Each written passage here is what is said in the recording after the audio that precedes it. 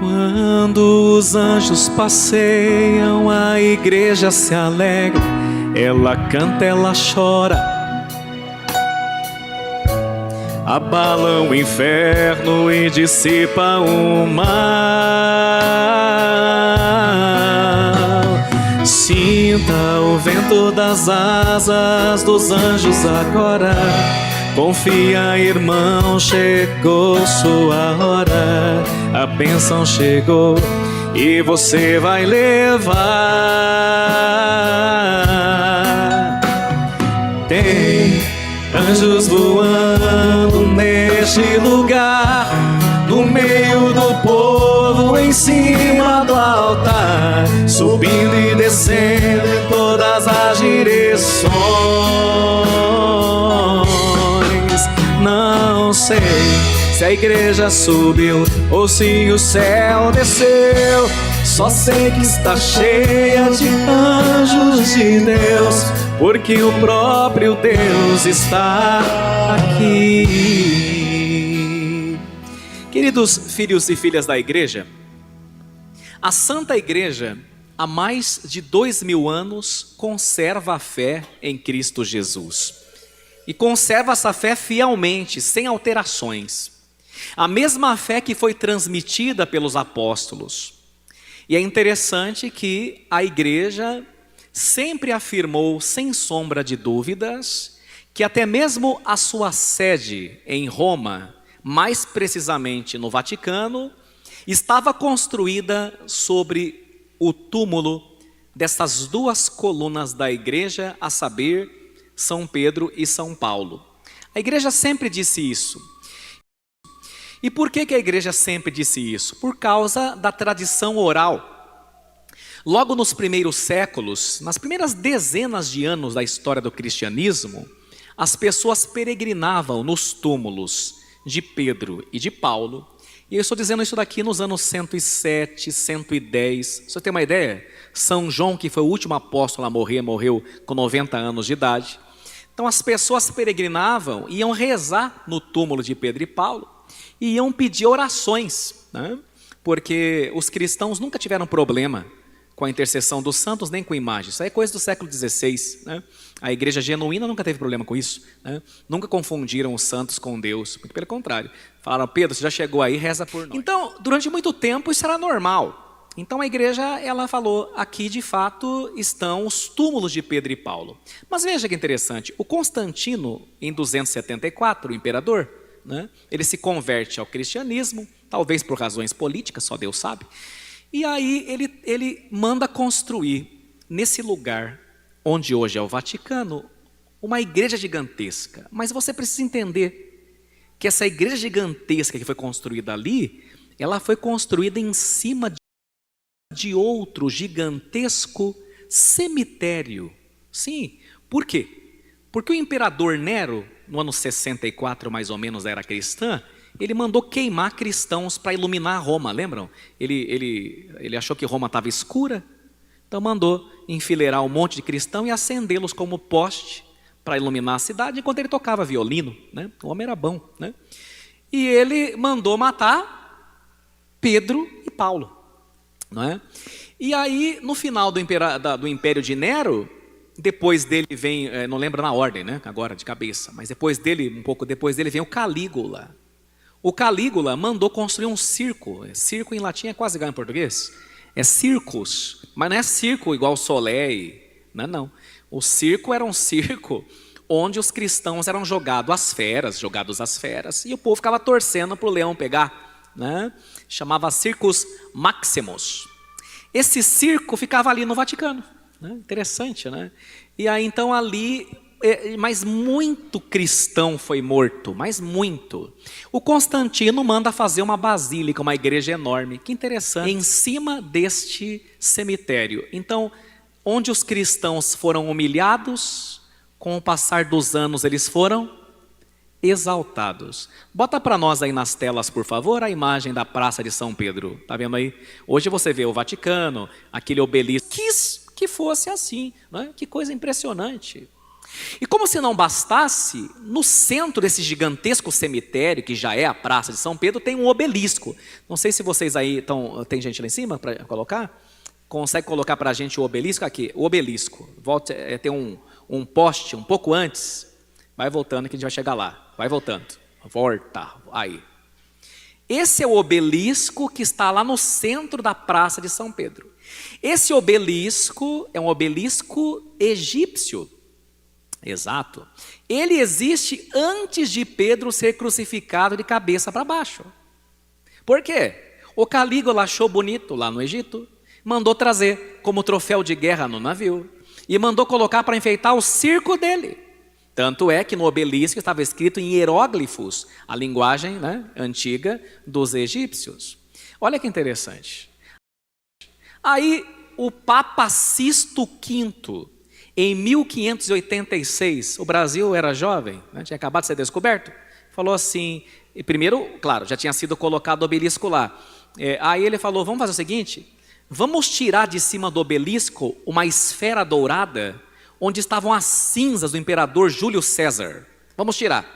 Vamos entregar a esfera dourada para o museu de Roma, para não perder a história. E em cima dessa esfera onde estavam as cinzas de Júlio César, ele disse, vamos colocar uma cruz, para dizer que onde o império humano ruiu, o império de Cristo continua. E em cima dessa cruz, que dá para você enxergar pequenininha, lá em cima do obelisco, o Papa Sisto V decidiu que fosse colocada as lascas, isto é, os pedaços da verdadeira cruz de Cristo, onde Jesus foi crucificado. E nesse obelisco, esse obelisco tem 4 faces, ele é como se fosse quadrilátero. E em cada face desse obelisco está uma parte do exorcismo em latim. Bota uma parte para o povo ver, por favor. Olha aí, né? E está de longe, está em latim, pode botar a segunda. Isso, aí está um pouco mais visível, né? Daqui eu enxergo. Christus vincit, Christus regnat, Christus imperat. Cristo vence, Cristo reina, Cristo impera. Christus ab omni malo plebem suam defendat. Que Cristo de todo o mal defenda o seu povo. Aí está o exorcismo. Eis a cruz do Senhor, fugi potências inimigas, vence o leão da tribo de Judá, que o Senhor defenda o seu povo. Desse modo, a Praça de São Pedro denota simbolicamente o enfrentamento entre o bem e o mal que se dá nessa vida e que se dará no juízo final. E esse exorcismo que está aí impede o demônio de chegar à sede, à cadeira, à cátedra de Pedro, porque de acordo com as promessas de Jesus, o poder do inferno jamais poderá vencê-la. Mas tem mais uma coisa antes de eu chegar na sua vida. Primeiro eu estou ensinando coisa básica de católico, católico não sabe. Coisa básica, para você não ser levado no bico amanhã por qualquer um, qualquer seita. Então veja, Jesus Cristo falou, tu és Pedro, e sobre essa pedra eu construirei o quê? Minha. Por que ele falou minha? No singular, pronome possessivo, porque tem igreja que não é dele. Se tivesse, ele não ia falar minha, você concorda comigo? E sobre essa pedra construirei a minha igreja, porque há igreja que não é dele. E agora veja que interessante, quando essa basílica foi construída para honrar São Pedro e São Paulo, honrar a Deus, honrar a Cristo, eles quiseram fazer a igreja em formato de cruz. Se você que vai a Aparecida, você já percebeu que é Aparecida em formato de cruz? Por que tem lá aquela fachada? A gente se perde, não se perde? Você sai de um lado, chega no outro, é a mesma cara, você fica rodando, né? Porque a igreja chama-se estilo românico. A igreja tem o formato de uma cruz. Se você olhar a igreja, aqui está a Praça de São Pedro, que eu já expliquei. A igreja com a cúpula de Michelangelo Buonarroti está aqui. Reparem, tem a nave, tem a cúpula. Que formato vocês estão vendo? Uma cruz. Primeiro uma cruz. Primeiro uma cruz. E aí então resolveram fazer a praça, as colunatas de Bernini. Quando Bernini idealizou a praça, ele quis que a praça, igual a Aparecida do Norte, a Aparecida é uma cópia, que ela tivesse colunas assim. Porque seria a igreja, a mãe igreja, abraçando seus filhos quando eles chegam. Só que nessa época não tinha drone. Não tinha drone. né? Nós não tínhamos imagens aéreas. Ninguém sacou o que aconteceu e não foi de caso pensado. Olhando a praça e olhando a cruz, o Vaticano inteiro tem o formato de uma chave. Estão enxergando? O cabo da chave e o segredo que abre a porta é a Praça de São Pedro. Eu te darei as chaves do reino dos céus. Tudo que você ligar, será ligado. Tudo que você desligar, será desligado. E isso não foi pensado pelo homem, porque isso foi pensado pelo próprio Deus. Amém? Maravilha. Tiveram uma aula de igreja católica. Agora é onde o calo te aperta. Agora vamos lá para as bordoadas. Veja, portanto, a beleza e a necessidade da igreja que foi plantada com o sangue do Redentor e com o sangue de Filomena, com o sangue de Pedro, com o sangue de Paulo. A igreja custou caro para você vir a ela quando te dá na telha, para você vir à missa quando você acha que precisa, para você buscar os sacramentos porque você acha que não precisa da igreja. A igreja é necessária para a nossa salvação. Fora da igreja não há salvação. Extra eclésia nulla salus. Fora da igreja ninguém se salva. Jesus quis a igreja. Ele disse a minha igreja. A igreja não é opcional. A igreja não é facultativa. A igreja é necessária. Você não vem na igreja quando está se sentindo mal. Você não vem na igreja porque está precisando de uma graça. Você vem na igreja porque é a tua obrigação valorizar a igreja que Cristo fundou. E quando não vem, está em pecado grave, está em pecado mortal, porque está sendo um relaxado, um pamonha na fé. É isso que é a verdade. Tem gente que para de vir à igreja por causa de pessoas. Porque trocou o padre, eu não vou com a cara dele, agora eu vou sair. Porque não gostou do novo coordenador ou da nova coordenadora. Nós vamos entender que a igreja tem uma série de defeitos. Mas ela é a esposa do Cordeiro, o corpo místico de Cristo, pelo qual os mártires deram seu sangue. Se a atendente do McDonald's te trata mal, você não para de comer Big Tasty. Se o padeiro te trata mal, você não para de comprar pão. Se o patrão te trata mal, você continua lá aturando aquele chato de galocha, porque você acha que ir trabalhar é importante. Mas se as coisas de Deus, para as coisas de Deus, muitas vezes você não dá o devido valor. Basta alguém da acolhida olhar torto, não vou mais naquela paróquia. Pelo amor de Deus, cresça, amadureça. Pelo amor de Deus. E fica escolhendo o bispo, e fica escolhendo o padre. Você é uma criança, você é um anão espiritual. Você não entendeu o que é a igreja. Você está achando que as coisas de Deus podem esperar. Uma coisinha que não sai como a dona Florinda quer, ela não volta mais à igreja. Porque você é um mimado espiritual. Você não entendeu o quanto a igreja é necessária para a salvação. Você não entendeu que você não veio aqui por causa da acolhida. Você não veio aqui por causa de mim. Você veio aqui por causa de Cristo. Essa que é a verdade. Os santos padres sempre disseram que a igreja é a nova arca de Noé. Só quem entrou na arca foi salvo do dilúvio. Agora, vocês acham a arca muito romântico, né? Deixa eu explicar para você uma coisa, caso você não tenha pensado. O que tinha na arca? Um monte de bicho. Onde eles estavam fazendo as necessidades? Na arca. Você acha que o cheiro lá estava agradável?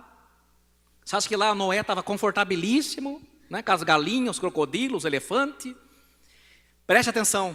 A igreja é como a arca de Noé. Dentro, por causa de mim, que sou pecador, há mau cheiro, defecção, desconforto. E não é fácil muitas vezes não. Mas do lado de fora, há águas turbulentas e insalubres, onde as pessoas morrem afogadas e de desespero. Portanto, sim, a igreja continua, apesar de nós sermos miseráveis pecadores, sendo o único e melhor lugar para ser salvo nesse mundo de dilúvio. Mesmo com todo o desconforto que nós encontramos quando convivemos com pessoas difíceis, e nós vamos encontrar pessoas difíceis pelo caminho, e não adianta pular da arca, que se você pular da arca por causa de gente, você morre. Na primeira leitura, vemos que São Pedro, por amor a Cristo, vai para a cadeia e é acorrentado. São Paulo, na segunda leitura, está lá na cadeia escrevendo uma cartinha para você e para mim, e escutando o carcereiro amolando a faca. Ué, a não ser que você não tenha prestado atenção na segunda leitura. Você prestou atenção? Vamos lá, pega a Bíblia, pega aí. Olha lá, segunda leitura. Caríssimo, Quanto a mim, eu já estou para ser derramado em sacrifício. O que é ser derramado em sacrifício? Vão cortar a minha cabeça daqui a pouco. Estou escutando a peixeira sendo afiada. São Paulo. São Pedro, na primeira leitura, está acorrentado na prisão. Agora veja, enquanto Pedro estava preso, o que a igreja fazia? Vamos lá, pega aí a primeira leitura, versículo 5. Vamos estudar a palavra, estudar a Bíblia. Olha lá, versículo 5. Enquanto Pedro era mantido na prisão, vocês... A igreja rezava continuamente a Deus por ele. Quem rezava por Pedro? A igreja. Exatamente. Quando você perde um ente querido, quem reza pelo seu ente querido? A igreja. Quando você passa por tribulação e doença, quem reza por você? A igreja. A igreja é quem reza por nós, porque a igreja é nossa mãe. E numa mãe nunca se bate, nem com uma pétala de rosa. Por isso, quando falam mal da tua mãe, que é a igreja, você se cala, você é um covarde. Você tem que defender sua mãe, defender a sua igreja, que te gerou para Cristo, no dia em que você foi batizado, no dia do seu batismo.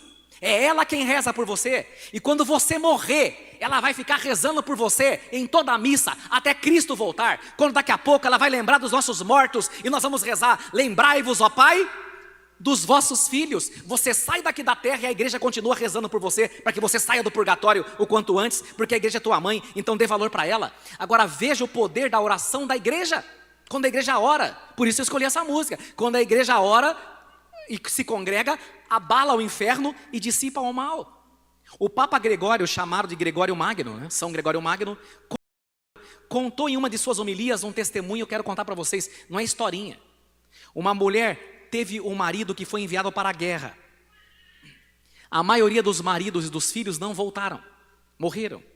Muitos anos se passaram e começaram a receber notícia dos mortos, mas a notícia do marido dela não chegava.